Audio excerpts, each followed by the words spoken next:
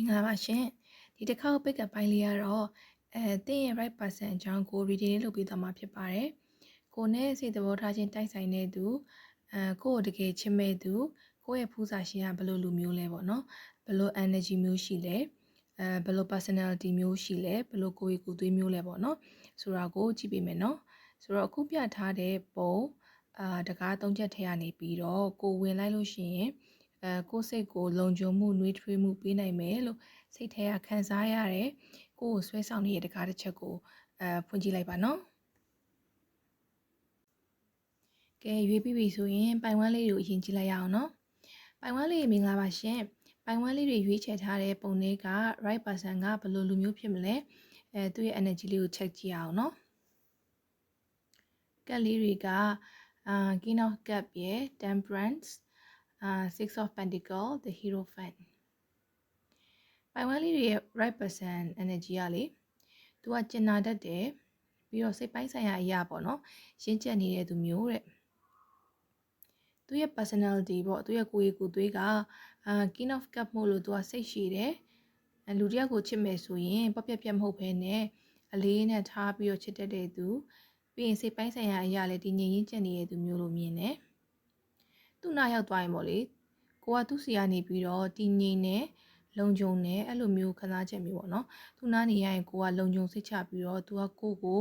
ကာကွယ်ဆောင်ရှောက်ပေးနေတယ်ဆိုတော့vibe မျိုးရတာပေါ့ဒါပေမဲ့သူကနည်းနည်းတော့ကောင်းပါတယ်တခုခုဆိုရင်စွတ်တော့လောက်တတ်တယ်တိကျတယ်ပြတ်သားတယ် king energy ဆိုတော့လေသူကနည်းနည်းကောင်းပါတယ်လူမျိုးပေါ့နော်နောက်တစ်ခါက temperance နဲ့ six of pentacles ဆိုတော့သူကလေစိတ်တော့ရှိရတဲ့သူမျိုးပေါ့တီးလက်တီးခံတတ်တယ်ကိုယ့်ရဲ့တင်းကြီးတဲ့သူကခံတယ်စိတ်ခံစားချက်ကိုဦးစားမပေးဘဲနဲ့သူကတခုခုဆိုရင်အရင်စဉ်းစားရတဲ့သူမျိုးပေါ့နော်ပြဿနာတွေရှိလို့ရှိရင်သူကကောင်းကောင်းလေးဖြေရှင်းတတ်တယ်တခြားသူတွေနဲ့သူကတဟဇာတာဖြစ်အောင်နေတတ်တယ်ပိုင်ဝမ်းလေးတွေနဲ့လေ relationship မှာဆိုရင်လည်းသူကကိုယ့်ကိုsupport ပေးမဲ့သူမျိုးစိတ်ပိုင်းဆိုင်ရာအရာရောရုပ်ပိုင်းဆိုင်ရာအရာရောပေါ့နော်သူကသူများကိုပေးခိုင်းရကြတဲ့သူမျိုးဆိုတော့လေကိုယ့်အတွက်ဆိုရင်တော့မပြောနဲ့ပေါ့နော်ဆိုတော့သူ့ရဲ့ love language ကသူကပေးချင်တာသူကစိတ်ပိုင်းဆိုင်ရာအရာဆိုရင်သူကအားပေးတာsupport လုပ်ပေးတာကိုလိုအပ်လို့ရှိရင်ကိုနားမှာရှိနေပေးတာမျိုးရုပ်ပိုင်းဆိုင်ရာအရာဆိုရင်သူကလက်ဆောင်လေးတွေဝယ်ပေးတာတို့ surprise gift ပေးတာတို့ပေါ့နော်အခုခေတ်စကားနဲ့ဆိုရင်သူကအမ်းတာပေါ့သူကချစ်ရင်အမ်းနေသူမျိုးဆိုတော့သူကရှိတာကိုကုန်ထုတ်အမ်းတာအဲ့ဒါကသူ့ရဲ့ love language ဆိုတော့လေသူကချစ်ရင်သူကပေးတဲ့လူမျိုးပေါ့နော်နောက်တစ်ခါက the hierophant ဆိုတော့သူကပေါ့ပြက်ပြက်လူမျိုးမဟုတ်ဘူးတဲ့သူကတာဝန်ယူခြင်းစိတ်အပြည့်ရှိတဲ့သူမျိုးဂရိတည်တဲ့သူတီတီကြီးကြီးရှိတဲ့သူမျိုးပေါ့လေ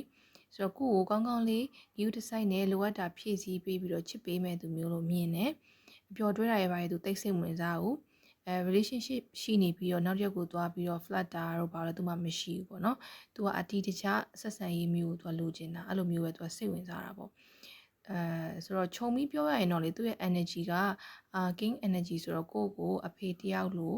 အကိုတယောက်လိုချစ်သူတယောက်လိုမျိုးပေါ့နော်ကိုက princess treatment ရနေရမျိုးပေါ့ယောက်ျားလေးအတွက်ဆိုတော့အမေတယောက်လိုအမတယောက်လိုမျိုးပေါ့လေဆိုတော့ तू ကပိုင်ဝမ်းလေးအတွက်ဆိုရင် तू ကစိုးရင်ပူပန်စရာတွေရှိနေရင် तू ပခုံးတစ်ဖက်ကိုငှားပေးနိုင်တဲ့သူကိုယ့်စကားတွေကိုအလေးနဲ့နားထောင်ပေးနိုင်တဲ့လူစိတ်ရှိရဲ့လူသိခံနိုင်တဲ့သူပေါ့ပိုင်ဝမ်းလေးတွေကိုအရေးပါတဲ့သူတယောက်ဖြစ်ခံစားရစေတဲ့သူမျိုးကိုယ့်ရဲ့ကိုတိုးတက်ရတိုးတက်ကြအောင်အမြဲထောက်ပံ့အားပေးနေတဲ့သူမျိုးပေါ့နော်ဆိုတော့ကို့မှာ relationship ရှိနေတယ်ဆိုရင်ကိုဖေးနာသူကဒီလို energy မျိုးရနေပြီကိုကသူ့စီကအဲ့လိုမျိုးခံစားနေရတယ်ဆိုရင် तू ကကိုယ့်ရဲ့တကယ်ကို right person เนาะတကယ်လို့ single လေးတွေဆိုလို့ရှိရင်လည်းကိုကဒီလို energy မျိုးရှိတဲ့သူနဲ့စုံစည်းရမှာဖြစ်လို့ရွေးချယ်စရာတွေကြုံလာရင်တခြားရွေးချယ်ပေးပါလို့မှာချင်ပါတယ်ဆိုတော့ပိုင်ဝမ်းလေးတွေအတွက်ကဒီလောက်ပါပဲရှင်အဖြေလေးကိုကျင်းနေလိမ့်မယ်လို့မျှော်လင့်ပါတယ်ကောင်းမွန်သောနေ့လေးပိုင်ဆိုင်ပါစေရှင်ကဲပိုင်တူးလေးကြီးကြည့်လိုက်ရအောင်ပိုင်တူးလေးမင်္ဂလာပါရှင်ပိုင်တူးလေးတွေရွေးချယ်ထားတဲ့ပုံတဲကright person ကဘယ်လိုလူမျိုးဖြစ်မလဲ energy လေး check ကြည့်အောင်เนาะကတ်လေးတွေက the lover ရယ် knight of wand ရယ် the star ရယ် justice ရယ်ဆိုတော့ပိုင်တူးလေးတွေရဲ့ဒီ right person ရဲ့ energy ကလေသူကကိုနဲ့စိတ်ဝင်ညင်ခြင်းဆက်ဆက်နေတဲ့သူsoulmate energy ရှိတဲ့သူတယောက်နဲ့တယောက်ကတွေ့လိုက်တာနဲ့ပေါ့နော် တန်လိုက်လိုမျိုးဟိုတန်လိုက်ပေါ့တစ်ခုနဲ့တစ်ခုဆွဲငင်တယ်လို့မျိုးပေါ့နော်အချင်းချင်းဆွဲဆောင်နိုင်တဲ့ energy မျိုးရှိတယ်တဲ့သူရဲ့ personality က Knight of Wands ရတာဆိုတော့သူကချစ်တတ်တယ်တခုခုဆိုရင်ပုံမှန်လင်းပြောဆိုဆက်ဆံတတ်တယ်ဟာတညွန့်လဲရွှင်တယ်ကိုချစ်တရားလည်းကောင်းတဲ့သူတဲ့ပြီးတော့သူကတက်တက်ကြွကြွနေရတာလွတ်လပ်နေရတာကိုကြိုက်တယ်ခီးတွေသွားရတာစွန့်စားရတာမျိုးသူကဝါသနာပါတယ်တဲ့သူ့ energy ကလေဘယ်ဆိုင်နဲ့သွားတူလဲဆိုတော့သူ fire sign တွေပေါ့Aries တို့ Leo တို့ Sagittarius တို့အဲ့ပုံစံနဲ့သွားပြီးတော့ဆင်တာပေါ့တိတ်ပြီးတော့ကြောက်လန့်လန့်သိမရှိဘူးသူ့ကိုသွားပြီးထိန်းချုပ်ဖို့စ조사တာတို့ဟိုကမလုပ်ရဒီကမလုပ်ရဘူးတို့ကန့်သက်ပိတ်ပင်တာမျိုးဆိုသူမကြိုက်ဘူးဆိုတော့ကိုယ့်ကိုချစ်လို့အနားနေရသည့်တိုင်အောင်သူမပျော်တော့ဘူးပေါ့နော်အဲ့လိုမျိုးဒါပေမဲ့ तू ကking energy မဟုတ်ဘဲနဲ့ night energy ဆိုတော့အရင်တော့ဟိုခေါင်းမာပြီးတော့တင်းမာတဲ့သူမျိုးတော့မဟုတ်ဘူးသူ့ကိုထိတ်တိုက်တွေ့ရမျိုးတဲ့ဆိုင်ပေါ့နော်ချော့ပြောလို့ရှိရင်ရတယ်ဆိုတဲ့အထဲမှာပါတယ်ဆိုတဲ့ပုံစံမျိုးပေါ့နော်နောက်တစ်ခါကလေ the lover နဲ့ the star cat ရတာဆိုတော့ပိုင်တူးလေးနဲ့သူနဲ့ကလေ soulmate connection မျိုးဆိုတော့စိတ်တူကိုတူဝါနာတူပုံစံတူတဲ့သူမျိုးပေါ့နော်ပြန်လည်နားလည်မှုရှိပြီးတော့the star ရဲ့ energy အရာကိုကအတိတ်ကနာကျင်ခံစားရမျိုးရှိလို့ရှိရင်ဥမာမိသားစုကိစ္စတို့အတိတ်ကအခြေရည်တို့အဲ့ဒီနဲ့ပတ်သက်ပြီးပေါ့နော်သူက healing လုပ်ပေးနိုင်တဲ့သူမျိုးတဲ့သူကလည်းကိုနဲ့တာအတူရှိရရင်ပျော်နေတဲ့သူမျိုးပါတဲ့ဒါပေမဲ့တစ်ခါလေမှပေါ့နော်အပေါ်ကပြောခဲ့သူမျိုးသူကလွတ်လပ်မှုကိုကြိုက်တဲ့သူမျိုးကိုကကြတော့ကိုကတအားချစ်လာပြီဆိုရင်သူ့ကိုချုပ်ချယ်မိသလိုမျိုးဖြစ်တာမျိုးဆိုလို့ရှိရင်ပေါ့နော်ပြဿနာဖြစ်နိုင်တာလွဲရင်တော့တိတ်ပြီးတော့ကြီးကြီးမားမားကိုနဲ့သူနဲ့ကြာမှာပြဿနာမရှိဘူးတဲ့နောက်ပြီးတော့ justice ကရလို့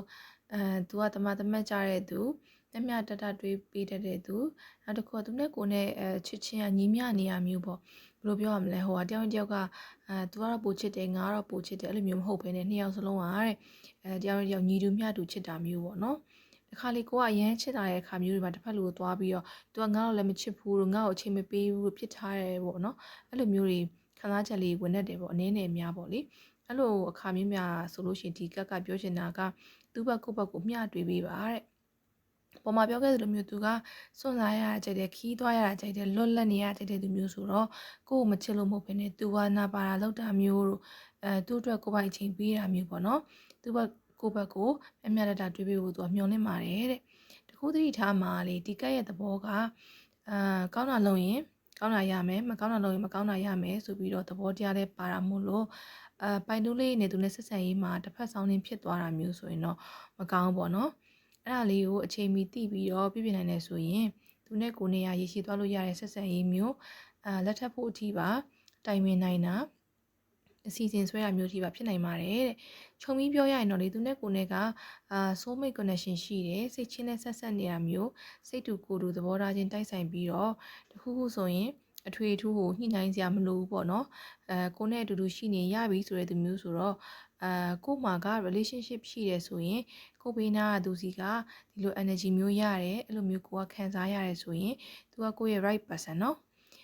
single လေးဆိုရင်လည်းကိုကဒီလို energy မျိုးရှိရဲ့သူနဲ့ဆုံရမှာဖြစ်လို့ရွေးချယ်စရာတွေကြုံလာခဲ့ရင်လည်းဒီချာလေးရွေးချယ်ပေးပါလို့မှာချင်ပါတယ်ဆိုတော့ပိုင်တူးလေးအတွက်ကလောက်ပါပဲရှင်အဖြေလေးကိုကျင်းနေလိမ့်မယ်လို့မျှော်လင့်ပါတယ်ကောင်းမွန်သောနေ့လေးပိုင်ဆိုင်နိုင်ပါစေရှင်ပိုင်တူးလေးကြည့်လိုက်ရအောင်ပိုင်တူးလေးမင်္ဂလာပါရှင်ပိုင်တူးလေးတွေရွေးချယ်ထားတဲ့ပုံတွေက right person ကဘယ်လိုလူမျိုးဖြစ်မလဲ energy လေး check ကြည့်အောင်နော်ကတ်လေးတွေက the hermit queen of pentacle strength နဲ့ ace of cup ရတယ်ပိုင်3လေးတွေရဲ့ right person energy ကလေတည်ငြိမ်ရင့်ကျက်ပြီးတော့လူကြီးဆန်တဲ့ဆိုတဲ့ vibe မျိုးရတာပေါ့နော်သူကရှေးရိုးဆန်တဲ့အသိပညာဘုဒ္ဓကြွယ်ဝတယ်အေးစစ်စစ်နေတဲ့တိုက်မျိုးလို့မြင်တယ်သူရဲ့ personality ကလေ the hermit ကရတာဆိုတော့သူအတွေးခေါ်ပိုင်းကတော့မြင်တယ်လား spiritual ဘိုင်းကိုလိုက်နေတဲ့သူမျိုးတော့ယာရုရကန်တစ်ခုခုရှိပြီးတော့ဘဝမှာအတန်အသင့်ငွေကြီးဥစ္စာစုဆောင်းထားပြီးရဲ့သူတည်ငြိမ်ရည်ကျက်တဲ့သူတမတ်ကြပြီးတော့လူကြီးဆန်တဲ့ရှေးဦးဆန်တဲ့တိုက်မျိုးပေါ့နော်သူတို့စီကတခါလေထွက်လာတဲ့အတွေးခေါ်တွေကပေါ့သူများတွေကနားလေချင်မှနားလေမှာပေါ့ကြီးခိုက်ချင်မှကြိုက်မှာပေါ့နော်ဒီမှာ spiritual ဘိုင်းကပုံစံမျိုးတွေပေါ့ manifestation တို့ healing တို့ဒါပေမဲ့ပိုင်း3လေးနဲ့သူနဲ့ကကျတော့ကြီးကြိုက်တယ်အဆင်ပြေတယ်သူ့ကိုနားလည်ပြီးတယ်connection မိနေတဲ့သူမျိုးပေါ့သူကတခါလေမှာတော့သူတို့တွေးခေါ်ရထူးဆန်းတော့လေတခြားသူတွေနဲ့ထူးဆန်းဖြစ်နိုင်ပေမဲ့ပေါ့ကိုနဲ့ကတော့တဲ့တိုင်မင်ဆွေးနွေးလို့ရတဲ့သူမျိုးတဲ့ နောက်တစ်ခါ Queen of Pentacles နဲ့ Strength ကက်ရတာဆိုတော့သူရဲ့ type ကဂီယူဆိုင်မယ်ကာခွင့်မယ်မိသားစုဘဝထူထောင်မယ်ရှီယိုဆိုင်တဲ့ပုံစံမျိုးဆိုတော့သူကအရင်ရှုပ်ထွေးပွေလီနေရသူမှမရှိဘူး